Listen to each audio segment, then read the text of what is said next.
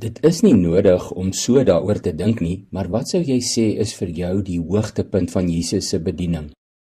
Kinders van die Here sal saamstem dat die deurbraak tydens sy gebedsworsteling daar in die tuin van Getsemane 'n groot mylpaal was. As hy homself nie daar doelbewus aan sy Vader onderwerp het nie, sou sy missie nie suksesvol gewees het nie. Paulus praat in Romeine 5 vers 18 van Jesus se daad van gehoorsaamheid, maar was Golgotha en sy kruis nie dalk eerder die hoogtepunt nie? In Filippense 2 vers 8 skryf Paulus weer dat Jesus gehoorsaam was tot in die dood, ja die dood aan die kruis. Die Hebreërskrywer sluit hierby aan in hoofstuk 5 vers 8 tot 9 waar hy skryf: Hoewel hy die seun was, het hy deur alles wat hy gelei het, geleer wat gehoorsaamheid is. En dan gaan hy verder in vers 9 en praat van toe Jesus volmaaktheid bereik het. Wat word bedoel met volmaaktheid bereik? Jesus Christus is en was en sal tog altyd niks minder as volmaak wees nie. Verwys die skrywer dalk na sy opstanding? Jesus se opstanding uit die dood is beslis 'n hoogtepunt. Dit is immers die finale bewys dat hy die bose, die graf en die dood oorwin het. Of het Jesus hierdie sogenaamde volmaaktheid bereik met sy hemelvaart, toe hy opgeneem is na sy regmatige ereplek aan die regterhand van God die Vader? Die optrede van God, die dade van God, is nooit toevallig nie.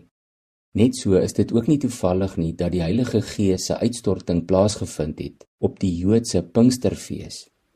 Pinkster was vir die Jode die begin van die insameling van die oes. Na sy opstanding het Jesus 40 dae saam met sy volgelinge spandeer, waarvan die evangelieskrywers vir ons nie baie detail gee nie. Die ingrypendste is sekerlik daardie intieme gesprek met Petrus, toe Jesus hom 3 maal gevra het of hy hom baie lief het. Ons lees dit in Johannes 21. Lukas skryf vir ons dat die Gees uitgestort is 10 dae na Jesus se hemelvaart, dus op die 50ste dag na die opstanding, Pentekost. Onthou, ons het hier te doen met die drie-enige God, en daarom is die uitstorting van die Heilige Gees 'n unieke, maar tegelyk ook 'n geheimenisvolle gebeurtenis. Dit is tog die vervulling van Jesus se belofte in Johannes 14 vers 16 tot 17, waar daar staan: Ek sal die Vader vra, en hy sal vir julle 'n ander voorspraak stuur om vir ewig by julle te wees, naamlik die Gees van die waarheid. Maar dan voeg hy dadelik by in vers 18 tot 20, Ek sal julle nie as weeskinders agterlaat nie, ek kom weer na julle toe. Nog net 'n klein rukkie, dan sien die wêreld my nie meer nie, maar julle sien my.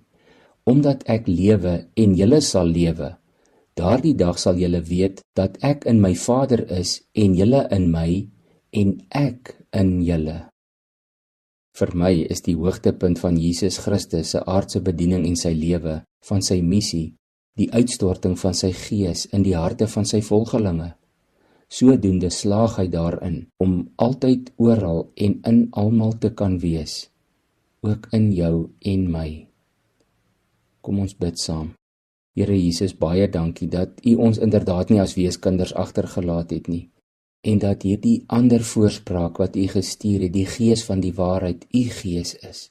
Dankie dat U ook die belofte nagekom het, waar U gesê het, U sal in ons wees en met ons tot die volëinding. Hou my vandag die heeltyd bewus van U teenwoordigheid en van U inwoning in my en in elkeen van ons. Ek bid dit in Jesus se naam. Amen.